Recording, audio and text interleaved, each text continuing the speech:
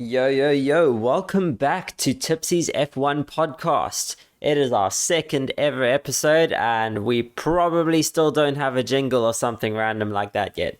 Who knows? We could go 50 episodes without getting one of those. We could go many more episodes without getting one of those. I don't know. We're just getting started. We're figuring it out. The format's going well. The last episode, we spoke about liveries, so we can finally stop talking about liveries because it's actually really getting boring now. And this episode, we're going to talk mainly about my driver predictions because I need to get a driver prediction thing coming out soon because this weekend we have testing coming up. We have Drive to Survive. So even all that stuff, like there's the Formula E Cape Town event happening, and I'm from Cape Town. So this is very exciting for me. So I'll be talking about all that stuff next week. Testing outcomes, more stuff about, I don't know, Drive to Survive, about the Formula E. Very exciting stuff coming up next week. So this is the only time I really have to talk about driver predictions. Now, before I hop into that, if you have enjoyed the last episode and you are enjoying this and you think you'll like to hear more of this, do please leave a follow, subscribe, or something, whatever you're listening to this on. This is pretty much sponsored by myself, the YouTube channel, youtube.com/tipsy_pineapple. If you see some random pineapple smiley character, that's me, that's my channel, that's who I am as a content creator. All right, so driver predictions. I don't know how to start this. The way I would probably begin with this is by just talking about the top and then the bottom and then kind of working our way down to the middle, because I do think the middle is going to be quite exciting, and I like the fact that we have a fun midfield to actually watch because that's quite interesting.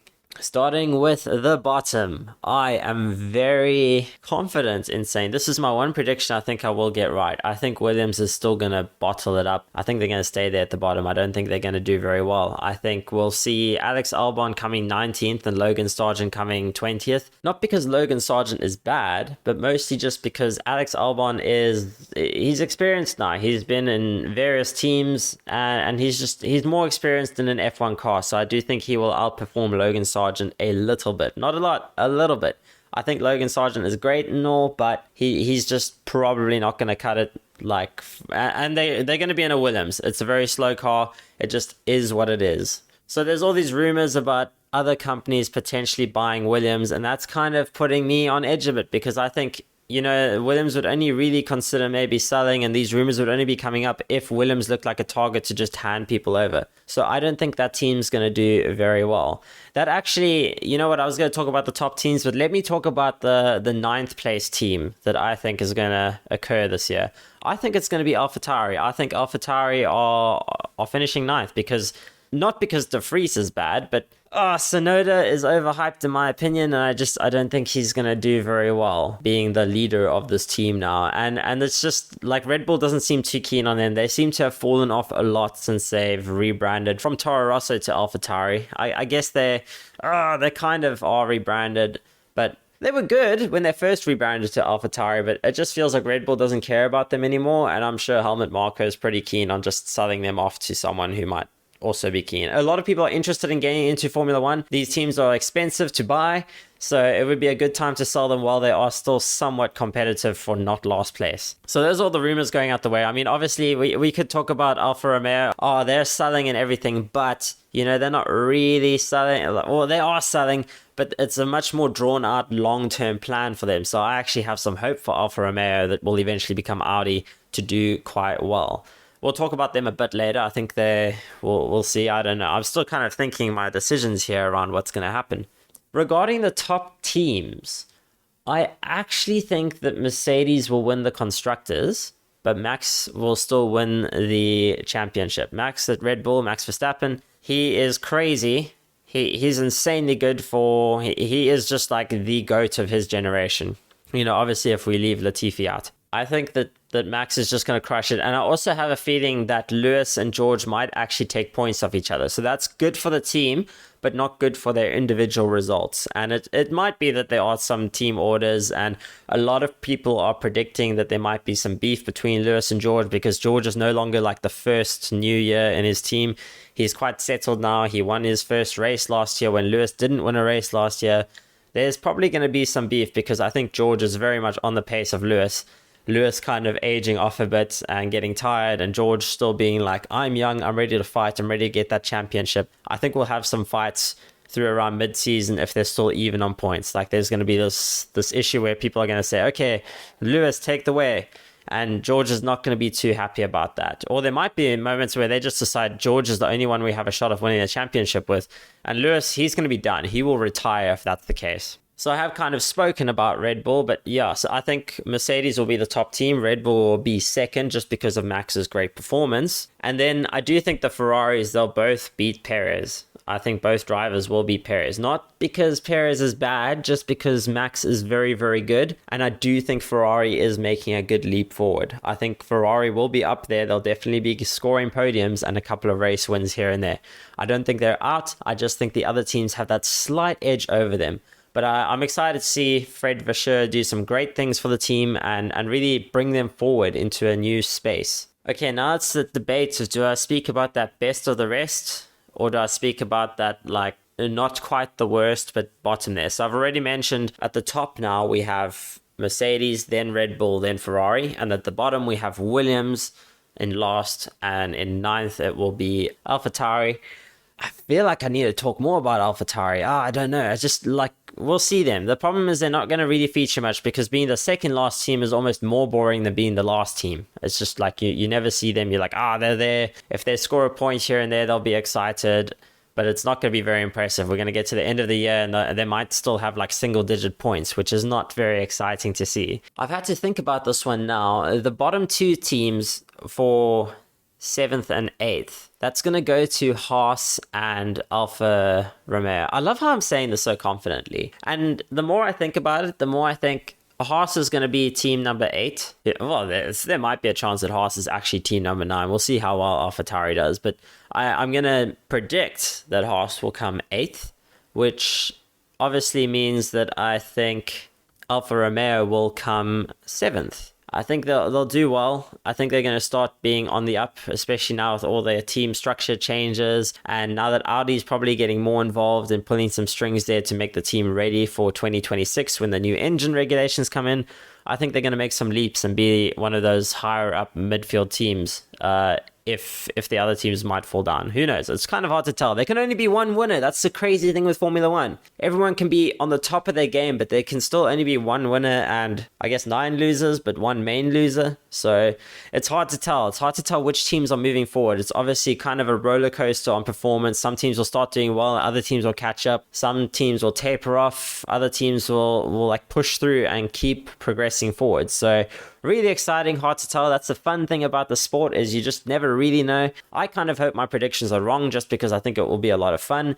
But yeah, we'll see. It's going to be great.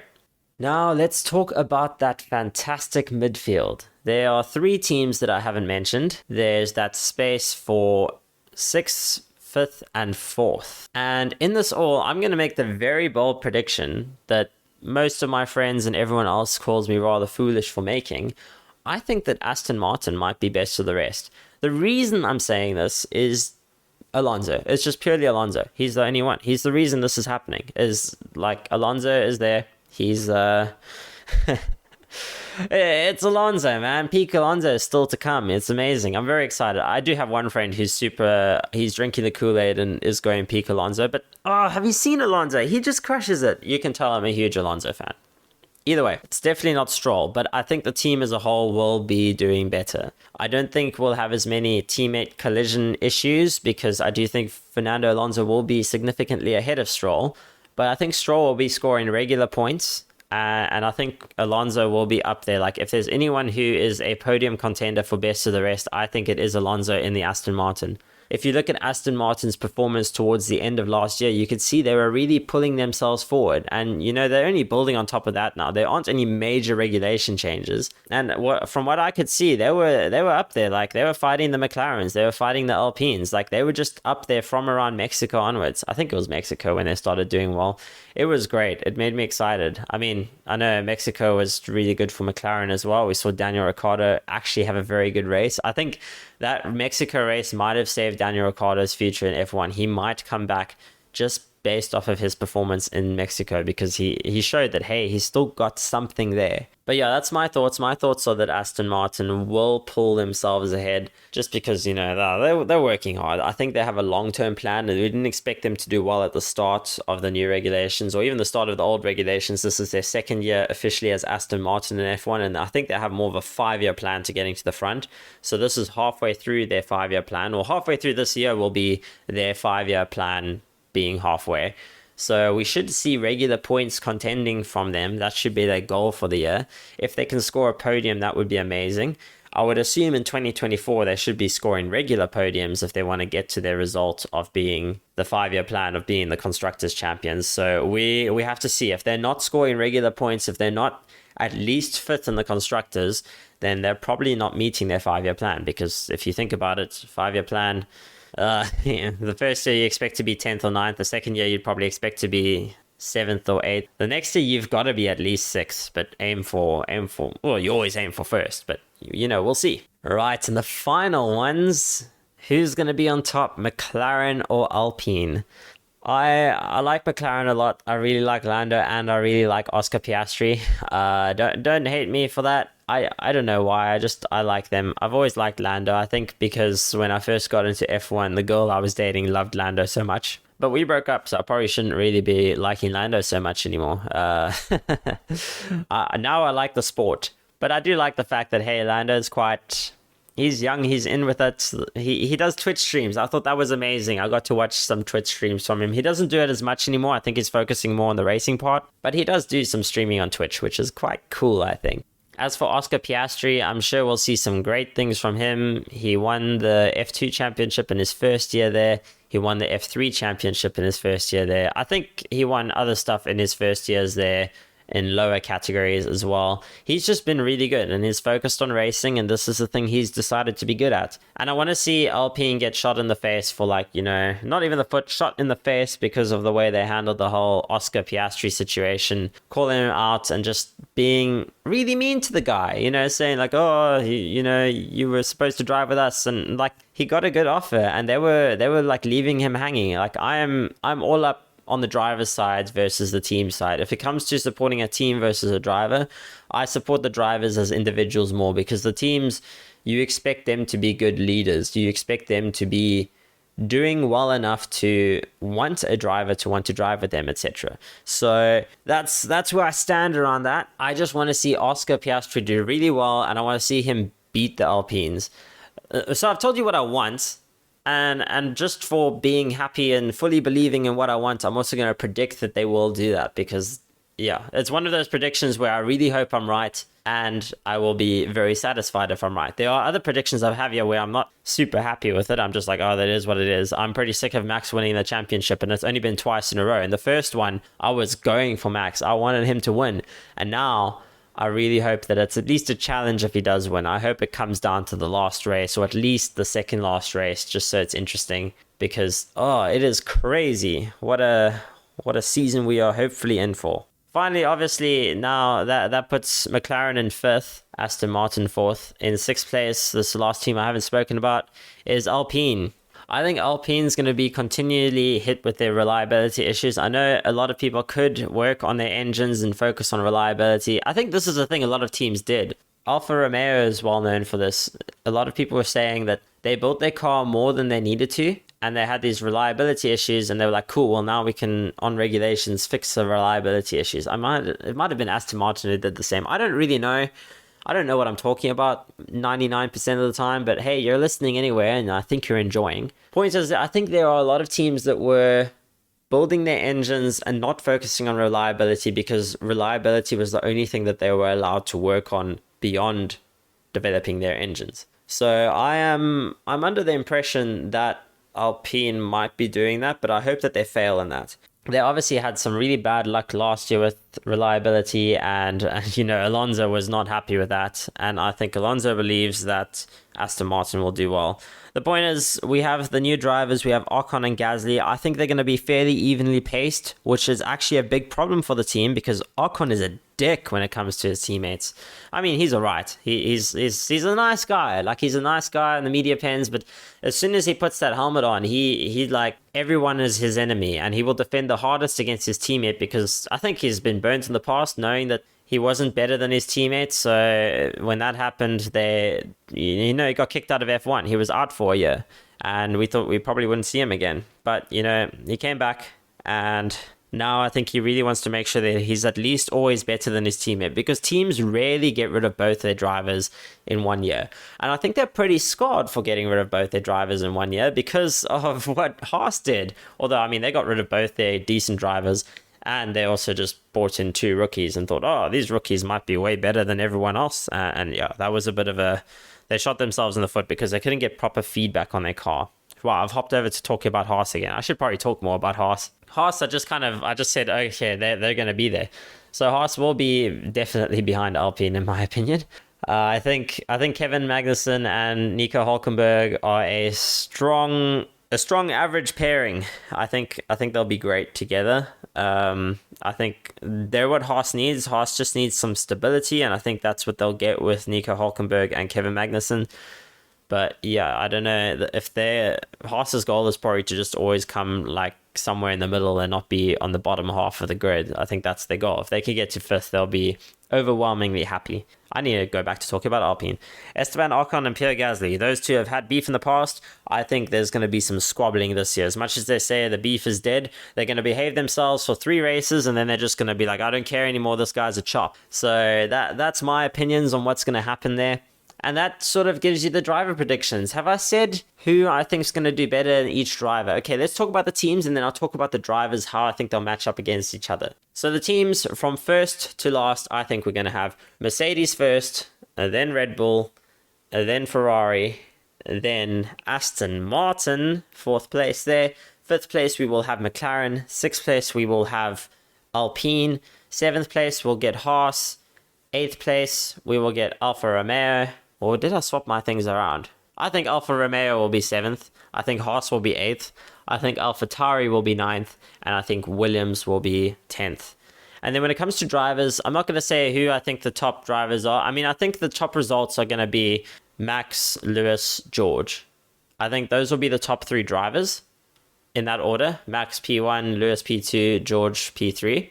And then I think we're going to get Leclerc, Sainz, Perez. I really am big fan of Sainz, but I think they're still going to prioritize Leclerc. I think that's going to happen quite early on. I think Sainz might take a while to get all season down again for some reason. I think he'll be over eager at the start and have some mistakes. When Leclerc seems to make his mistakes later on, and usually Leclerc is able to hold it on and beat his teammate. But that's my thoughts there.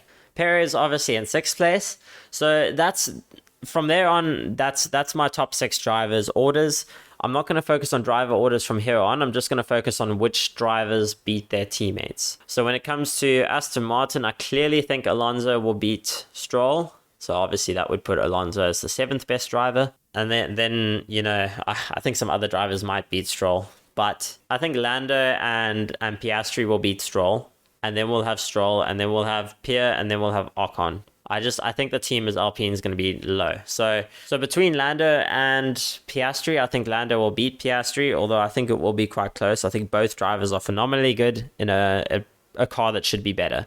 I think that's the case we have there with McLaren. Regarding Alpine, I think that Gasly is going to outperform Ocon. I think most people think Ocon will outperform Gasly, but I have a lot of faith in Gasly. I think he's going to be fired up. And as long as he doesn't start next to his teammate, he'll probably beat his teammate. If he does start next to his teammate will take him out, in which case he might beat his teammate. But Ocon usually seems to come out better in the squabbles with his teammates, as long as his teammate isn't Perez. But that's a story for another day. Moving on to Alfa Romeo, Bottas or Zhou? This is a tough one. I'm going to guess that Bottas will do better than Zhou, just because, there is that chance of of what might happen. Well, I don't know. I'm saying stuff like I know something's going to happen. I think they're a very good pairing. I think they're going to be good. I just think Bottas, now and then, he shocks the world with some amazing performances, and he's going to bag a lot of points at once instead of the consistent 1 point here and there that I think Zhou is going to get. And then when it comes to Haas, I think Kevin Magnussen I think Nico Hulkenberg will outperform Kevin Magnussen. If we move down to Alpha Tauri, I think Nick de Vries is going to outperform Yuki Tsunoda. I think a lot of people think the opposite, but I think Nick de Vries will crush his first year in F1 and outperform Yuki Tsunoda, but I do think the car is going to be terrible, so Nick de Vries is going to have to work very hard to get points here and there, when I think Yuki Tsunoda will get a lot of 11th and 12th places, and that's going to be unfortunate because that won't convert into any points. That will just convert into positions where he beats the Williams cars. Then with the Williams guys, I think it's just going to be Alex performing slightly better than Sargent. I actually guess that Williams will get one single point throughout the whole season. I think there's going to be one race where Alex gets a point, and Alex will still be 19th in the championship because I think other people will get points here and there. The only other thing I can think of to talk about regarding predictions is actually driver changes. And this is an odd one. I think it's going to be a fairly stable year. What I am going to predict, I'm going to predict that Andretti does come into Formula One. And I'm going to predict that they choose to have Colton Herta from IndyCar in their team. And they might hijack Daniel Ricciardo. I think Daniel Ricciardo will come through to the team. And then with that said, I think that Perez has got his last year there. I think he might just be sick of the whole Max thing. And I think that because De Vries is doing so well, I think that De Vries is going to move up to be a Dutch driver with Max Verstappen. We're going to have an all-Dutch lineup at Red Bull. And that open AlphaTauri seat is going to go to Alex Albon again. And then I think in Alex Albon's spot, we will have Mick Schumacher coming back from Mercedes and moving into the Williams, because I think Mick would have trained up a lot and Mercedes would pull some strings, and I think that's going to happen there. Anything else? McLaren, I'm pretty confident in their driver lineup staying that way. Alpine, I'm pretty confident in their all-French lineup staying the same as well. I don't think the drivers will leave yet. I think things might mix up a year after that. Regarding Haas, I think they also want to just be consistent again for a while. I think they'll be consistent for at least another year before they think about putting other people in.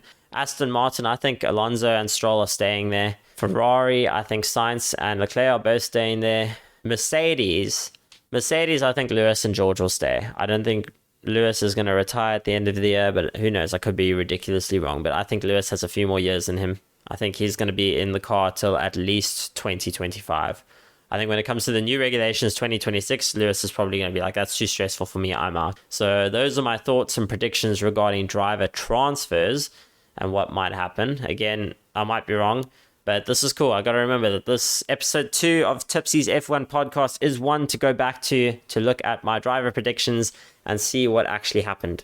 But again, that's going to be me for the show. Again, upcoming exciting things. On Friday, I'm going to binge the whole of Drive to Survive. It's going to be great, and I might talk about that, and we could release an episode on the weekend. Who knows? There'll also be there's so many things going on. There's testing, there's Drive to Survive, and there's Formula E in Cape Town. I don't know if anyone here listening actually follows Formula E. I didn't until I realized that there would be a race in my hometown, and then suddenly I was like, I am going to follow this now, and it's really interesting and fun, and it's been fun to watch the Formula E races, especially since we haven't had any Formula 1 for like months. So I'm very excited to see more of that. And I'm excited to see it live. It will be my first ever race that I'm going to go watch live, which is going to be great fun. It won't be loud. It will be squealy and cute little tire screeches, but that will be it. Either way, I'm excited. I'm going to talk about that in an upcoming episode. I'm also going to talk about testing, and I'm going to talk about... What else am I going to talk about? I don't actually know.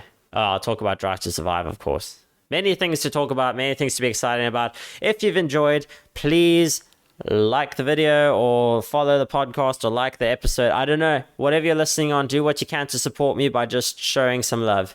I appreciate it. If you can comment anywhere, that's great. I appreciate positive, constructive feedback. I really get sad when I get negative, unconstructive feedback. Negative, constructive feedback is quite useful though. But anyways, that's been me. I appreciate you guys, and I'll see you next time. Cheers.